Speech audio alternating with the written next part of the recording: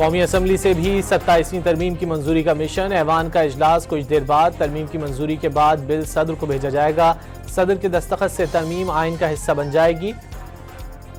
King حمد university دانش school authority بل اور حساس معلومات کی بیکنگ کا توجہ دلاؤ نوٹس ایجنڈے میں شامل۔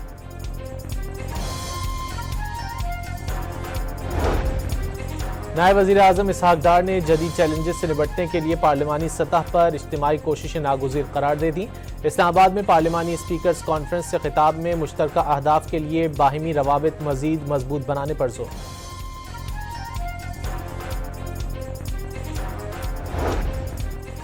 وانا کیڈٹ کالج پر حملہ کرنے والے تمام خوارج جہنم واصل، خودکش بمبار اور 4 خوارج کامیاب آپریشن میں ہلاک۔ آپریشن کے دوران کسی طالب علم یا استاد کو نقصان نہیں پہنچا۔ کیڈٹ کالج سے بحفاظت نکلنے کے بعد طلبہ کے پاک فوج زندہ باد کے نعرے۔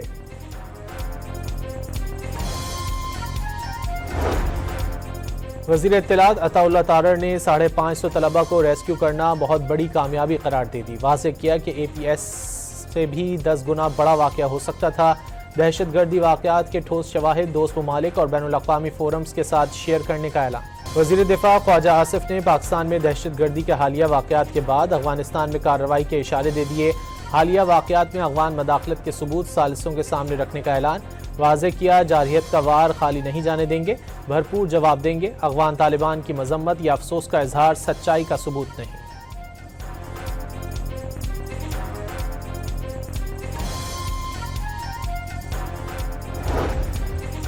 اسلام آباد کچہری خودکش دھماکے میں شہید 10 افراد کی شناخت ہو چکی، 2 کی تاحال شناخت نہ ہو سکی۔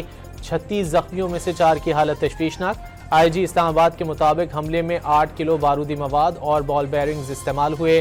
حملہ آور ایک ہی تھا۔ ہینڈلر سے متعلق چھان بین جاری۔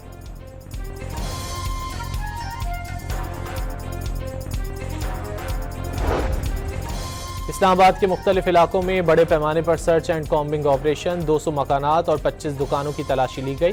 47 مشکوک افراد حراست میں لے لیے گئے۔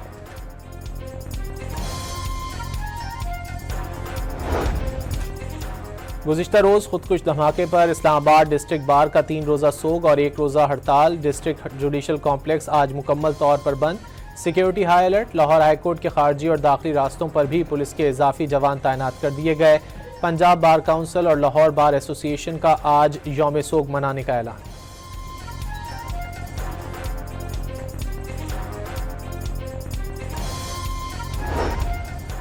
وانا اور اسلام آباد کچہری حملہ بھارتی ریاستی دہشت گردی کی بدترین مثال۔ وقت آ گیا ہے کہ عالمی برادری بھارت کی خطے میں دہشت گردی کا نوٹس دے۔ وزیر اعظم شہباز شریف کا مطالبہ، صاف کہہ دیا وانا حملہ افغان سرزمین سے بھارت نے کرایا۔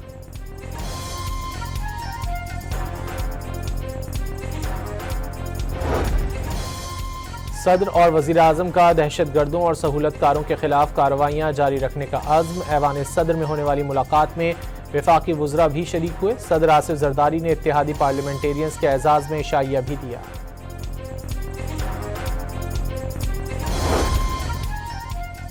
اقوام متحدہ کی اسلام آباد میں خودکش حملے کی شدید مذمت۔ سیکرٹری جنرل اینٹونیو گوٹرس نے دہشت گردوں کو انصاف کے کٹہرے میں لانا ناگزیر قرار دے دیا۔ امریکہ اور برطانیہ کا پاکستان میں دہشت گردی سے جانی نقصان پر اظہار افسوس۔ جاں بحق افراد کے ورثاء سے اظہار ہمدردی۔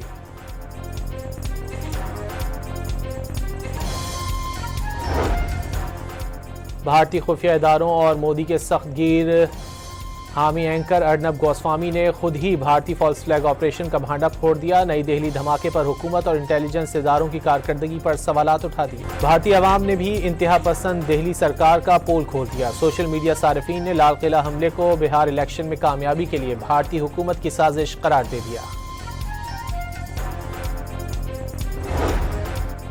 سی ٹی ڈی کی بنوں میں دہشت گردوں کی موجودگی کی اطلاع پر کارروائی۔ فتنہ الخوارج کے 2 ٹارگٹ کلرز ہلاک۔ قبضے سے کلاشنکوف، پستول، دستی بم، موبائل فونز اور کالعدم تنظیم کے کارڈز برآمد۔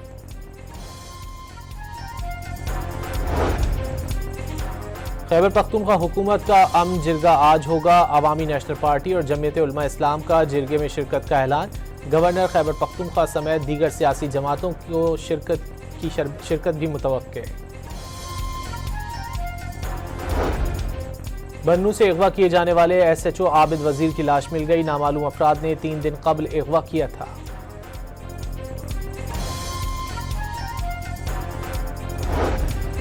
محکمہ داخلہ نے پنجاب بھر میں سیکیورٹی ہائی الرٹ کر دی، دہشت گردی کے خطرے کے پیش نظر حساس اور گنجان آباد علاقوں میں سیکیورٹی بڑھانے کی ہدایت۔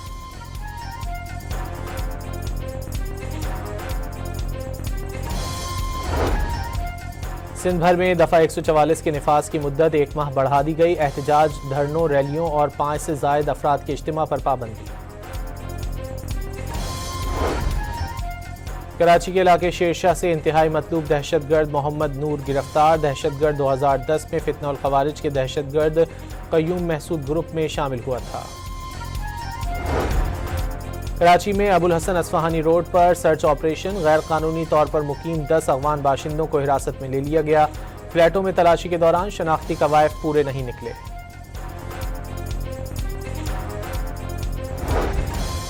منڈی بہاؤالدین کے مختلف علاقوں میں سرچ آپریشن، 25 مشکوک افراد حراست میں لے لیے گئے، غیر قانونی اسلحہ اور منشیات برآمد کر لی گئی۔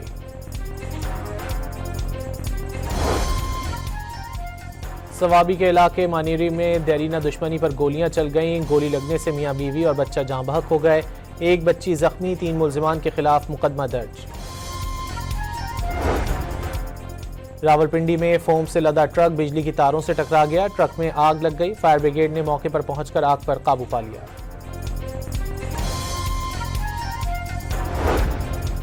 کراچی ایئرپورٹ پر چاندی اسمگلنگ کی کوشش ناکام، کسٹمز نے ہانگ کانگ سے آنے والے 3 پارسل سے 79 کلو چاندی پکڑی، ضبط شدہ چاندی کی مالیت تقریباً 6.5 کروڑ روپے ہے۔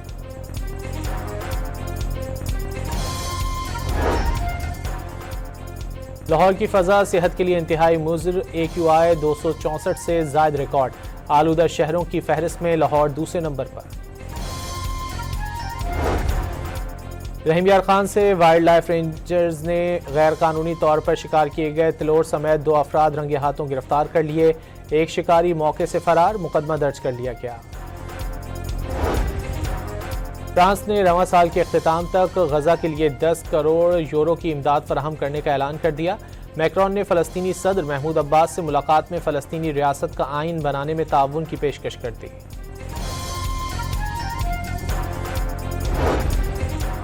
چین کے صوبے سچوان میں نئے تعمیر ہونے والے پل کا ایک بڑا حصہ گر گیا، واقعے میں کوئی جانی نقصان نہیں ہوا، پہاڑی ڈھلوانوں اور سڑکوں پر دراڑیں پڑ گئیں، ٹریفک کی آمد و رفت معطل۔ اور پاکستان نے دلچسپ مقابلے کے بعد سری لنکا کو پہلے ون ڈے میں 6 رنز سے شکست دے دی، 300 رنز ہدف کے تعاقب میں سری لنکا کی ٹیم 293 رنز بنا سکی۔